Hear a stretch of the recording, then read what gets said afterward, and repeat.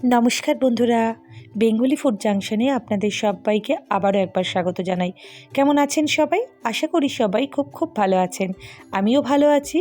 শীত পড়তেই ছোট্ট সদস্যের আবদারে আজকে বানিয়ে ফেলেছিলাম পাস্তার পায়েস। চালের পায়েস আমরা অনেকেই খেয়ে থাকি, কিন্তু আজকে আমি আপনাদের জন্য নিয়ে এসেছি পাস্তার পায়েস। চলুন দেখে নিই পাস্তার পায়েস করতে আজকে আমাদের কী লাগবে।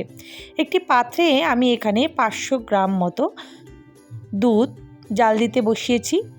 দুধটির মধ্যে আমি এখানে 1/3 কাপ গুঁড়ো দুধ দিয়ে দিলাম, দিয়ে ভালো করে মিশিয়ে নিয়েছি। এবার দুধটি যখন ভালো করে জাল হয়ে যাবে, আমি এখানে 1 বাটি মতো পাস্তা দিয়ে দিচ্ছি। পাস্তা সাধারণত আমরা সস দিয়ে ক্যাপসিকাম দিয়ে খেয়ে থাকি, কিন্তু এইভাবে একবার ট্রাই করুন, কথা দিচ্ছি খুবই ভালো লাগবে। এইবার পাস্তাটি যখন দুধের মধ্যে দিয়ে ভালো করে মিডিয়াম আঁচে ফুটতে দেব, যাতে পাস্তাগুলি খুব সুন্দরভাবে নরম হয়ে যায়। এইভাবে দেখুন দুধটিও ঘন হয়ে আসছে আর পাস্তাটিও সিদ্ধ হয়ে যাবে। আজকে যদি আপনাদের এই পাস্তার রেসিপিটি ভালো লেগে থাকে, তাহলে লাইক, শেয়ার ও কমেন্ট করতে একদমই ভুলবেন না।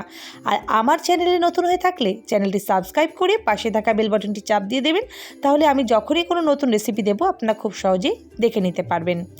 এরপর যখনই দেখলাম পাস্তাটি মোটামুটি সেদ্ধ হয়ে এসেছে, তখন আমি এর মধ্যে 1/2 কাপ মতো চিনি ব্যবহার করেছি বা চিনি দিয়ে দিয়েছি।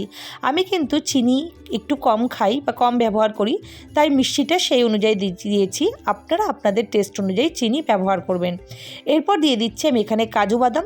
কিশমিশটা ঠিক পাস্তার পায়েসে যায় না, তাই এখানে শুধুমাত্র আমি কাজু বাদামটি ব্যবহার করেছি। দেখুন আস্তে আস্তে আমি এটি ঘন করব। মোটামুটি দুধ শুকিয়ে এসেছে এবং পাস্তাগুলো খুব সুন্দরভাবে নরম হয়ে গিয়েছে। এখানে কোনো এলাচ বা অন্যান্য গন্ধেরও প্রয়োজন নেই, পাস্তার নিজস্ব একটি গন্ধ রয়েছে। আজকে আমাদের পাস্তার পায়েস পুরোপুরি রেডি হয়ে গিয়েছে। সুন্দরভাবে সার্ভ করুন বাড়ির সকলের জন্য। আশা করি আপনাদের সবাই ভালো লাগবে এই পাস্তার পায়েস। সবাইকে অসংখ্য ধন্যবাদ ভিডিওটি দেখার জন্য। সবাই অনেক ভালো থাকবেন, সুস্থ থাকবেন। শুভরাত্রি।